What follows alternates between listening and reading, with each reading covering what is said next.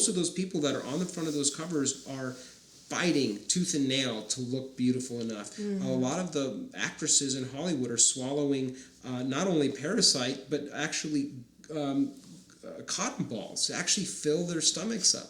And so these are the people that society says that we should idolize. It's a really twisted thing.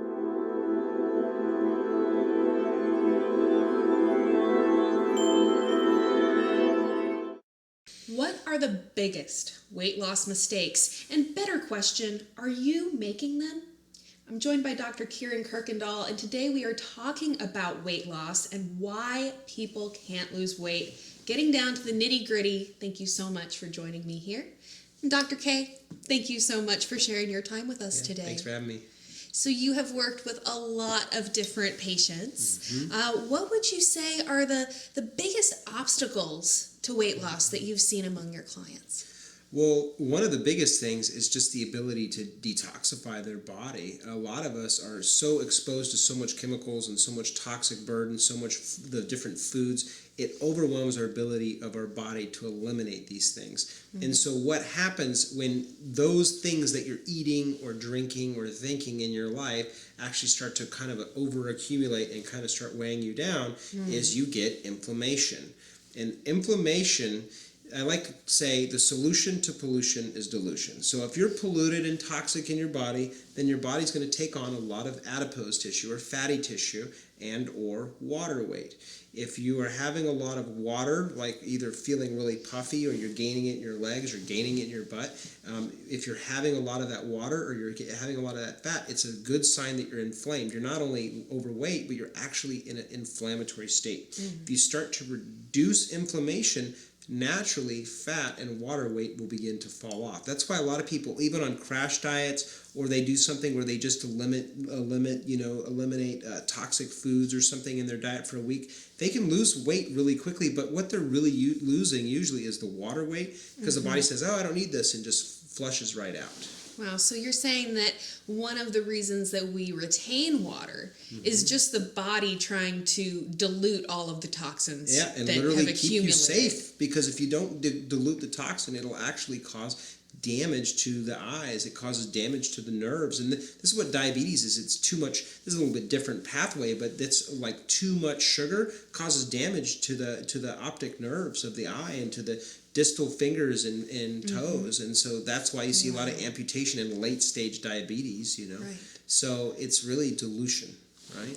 Interesting. That's one thing. And now another thing is, like, a lot of times people, well, I'm working out, I'm eating the low carb thing, I've gone gluten free, which is a whole other topic we can talk about here in a minute. But the underlying issue is that a lot of what's happening with toxicity is that it's affecting our ability of our body to function. It's properly the thyroid, the adrenals, the pituitary, the hypothalamus. There's 4 or 5 key organs of your endocrine system. That's hypothalamus, pituitary, adrenal, thyroid, and then your pancreas is involved in that too. But just to keep it basic, okay? If those systems, any of those 5 systems are under functioning, what you get is, even if you're eating the right thing, even if you're drinking water and thinking good positive thoughts and going to Tony Robbins seminars and all this stuff, you're not really going to lose the weight. And even if you try to think it off and you're creating your day and you're eating this certain way, it's your endocrine system is under functioning. And that's where functional medicine or working with a practitioner that's looking at the underlying cause is going to be very helpful, because if they find that your numbers or that your symptomatology is off and needs support, and we give you adaptogenic herbs or a glandular or something to upregulate or support the primary gland, for example, the thyroid here, we'll call him the driver of the locomotive. Like, he's the coal-burning engine monster of the train. And if this guy's asleep or drunk on the job, the train has no power. It's like, you feel lethargic, you have no energy, you don't have motivation. You'll never get there. And it's like a hamster on a wheel, and you're like, this is getting harder, and you just literally fall down and die. And people are fat and, all the way to death, And the reality is step 1, I never detoxify or have people go for weight loss from the beginning. That is a terrible, because weight loss is detoxification. People say that, detoxification doesn't exist. That's what weight loss is. When you detoxify fat, all of that goes through your body. It goes to your kidneys, your liver. So whatever is being stored in that fatty tissue is coming out through your filtration system. Why do women get breast cancer primarily? Well, breasts are adipose tissue. It's all fat. I mean, that's what breast tissue is, right? And years of gross anatomy. We had to open up cadavers and do all this stuff. I mean, it's fatty tissue, right? Right. So and a lot of women get it in the breast tissue right here because they actually get congested and they're not detoxifying through their armpit because they're using antiperspirant where they can't sweat. Right. And if you block your ability to sweat or detoxify, it's like taking a dog who's panting and like grabbing around and he literally can't breathe. And that's what detoxification is, and that all ties in with weight loss. Right. Wow. Okay, so and we did a whole interview actually on detoxification. So if people want more information in that area, they can check that out. You know, one of the big things that I see in the people I work with is that they're actually working out too much and they're creating so much stress in their weight loss journey, in their attempts to lose weight and do things like that. And then it actually ends up being the high cortisol levels, the body's, you know, inability to digest the food, all of those different things that actually their own attempts to lose weight are actually what's preventing them from losing weight.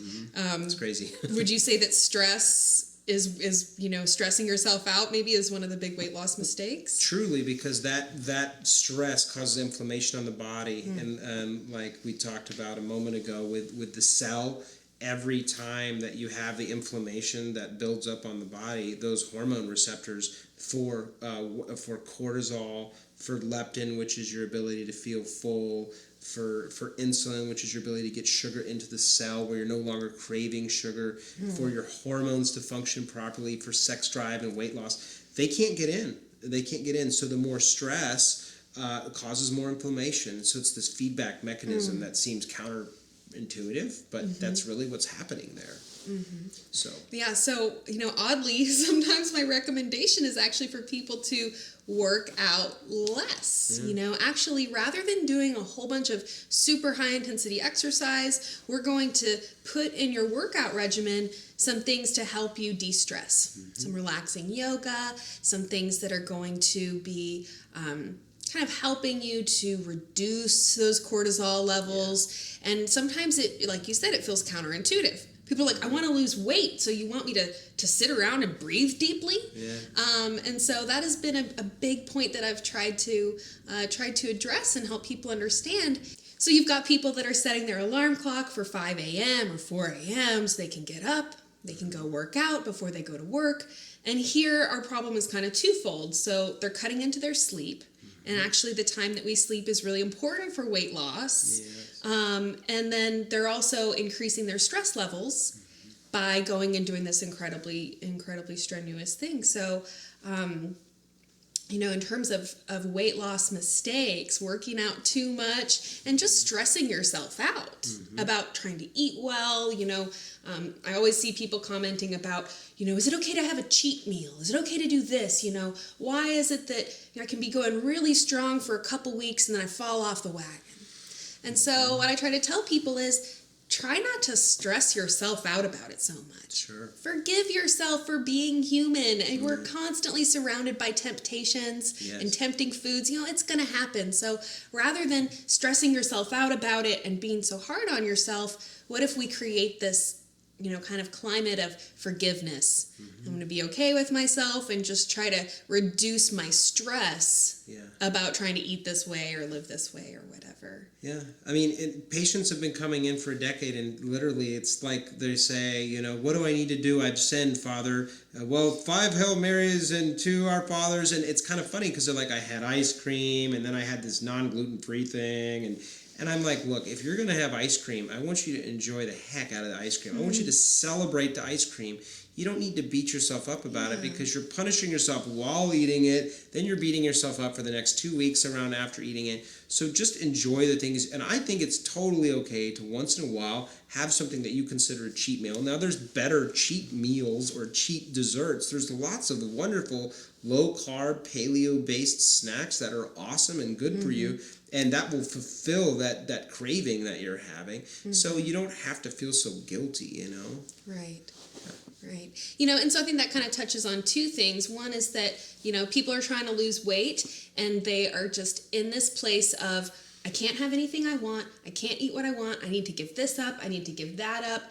And so they're just, you know, constantly, you know, in this state of, you know, withholding from themselves. And there's going to be a time limit on that. You know, eventually you're going to peter out, and you just, you know, and then at that point, that's when you get the binge or whatever it might be, you know. So again, if people are just more forgiving of themselves, a little bit more realistic about it, yeah, you start seeing that in the grand scheme of things, it's not about what we do some of the time. It's about what we do most of the time. Absolutely. And then in general, relieving that stress on ourselves. One of the other big mistakes that I see a lot is people starving themselves. And again, you know, there's only going to be so long that you can survive. Well, starvation actually causes more weight gain, right? You know that? Because your body then hold on to the weight. Yeah, holds on to all of the fat for dear life. Yeah. And I think that touches, again, another interesting point, which is that weight gain, accumulating that adipose tissue, is a survival mechanism of the body. It's not your body trying to play a cruel joke on you by getting a really big butt or whatever the problem is. You know, your body accumulating that fat is a survival mechanism. Absolutely. And so oftentimes people trying to lose weight, it's like they're in a battle against their body. We even think about that term, the battle of the bulge. Yeah. They're constantly working against their body. Why does my body do this? Why does my body hold this weight here? You know, so again, my kind of recommendation would be, you know, how do we work with our body and support it, and, you know, have that appreciation for what it's doing, and even appreciation for all of that excess weight we've accumulated, because in a different time and place, that would be what saves your life. Yeah, absolutely. You know, so maybe even just changing our relationship with the excess weight that we have. Yeah, and just having gratitude for where you're at. And I mean, this is the underlying cause of most of the healthcare stuff in our society now. I really believe is so much of anger and despair and resentment at our own selves and the world around us. You know, political stuff, war stuff, things in medicine, but we've turned this into this whole internal battle, this whole internal war, that if we really just start to love ourselves more, because I mean, one of the key things I was talking about with thyroid is autoimmune thyroid. It's the number one cause of hypothyroidism in this country right now, and it's amazing is, you know, what is autoimmune anything? Autoimmune in the joints is rheumatoid, autoimmune in the brain and nerves is MS and Parkinson's and these types of things. These are severe things. But it's self-rejection. At the end of the day, it's self-rejection. And like you trying to work out in the gym to look good, to try to one-up somebody or one-over somebody that they'll love you or accept you, has like, as within, so without. You have to be looking at that deeper thing. Otherwise, this whole thing is just a joke. And most of what's being sold on the market for weight loss and the people that are on those weight loss magazines, I know a lot of those people. I've treated billionaires, I've treated celebrities, I've treated actors, I've treated all types of things, and most of those people that are on the front of those covers are fighting tooth and nail to look beautiful enough. A lot of the actresses in Hollywood are swallowing not only Parasite, but actually cotton balls to actually fill their stomachs up. And so these are the people that society says that we should idolize. It's a really twisted thing. And I think one is just demystifying and pulling the veil off of how ridiculous this thing is. You're perfect the way you are.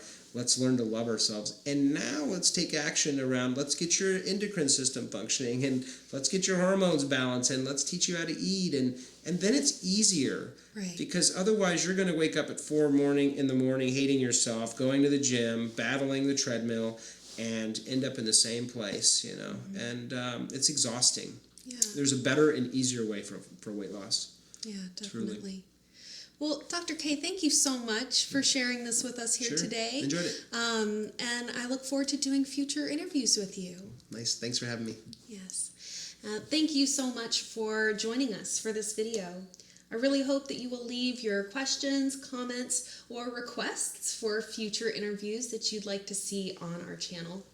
I hope you'll subscribe to Psychetruth so you can be sure to come back and join me again next time. And you can also find a link to Dr. Kuykendall's website, lifeempowered.com, down in the video description. Thanks so much, and I'll see you in the next video. With hundreds of videos that you can stream on virtually any device to help you reduce stress, lose weight, or just improve your health and well-being overall. At wellnessplus.tv, we are dedicated to helping you on your health and wellness journey. Join wellnessplus.tv to find hundreds of videos to help you improve the health of your body and your mind. Wellnessplus.tv. Get well, feel better.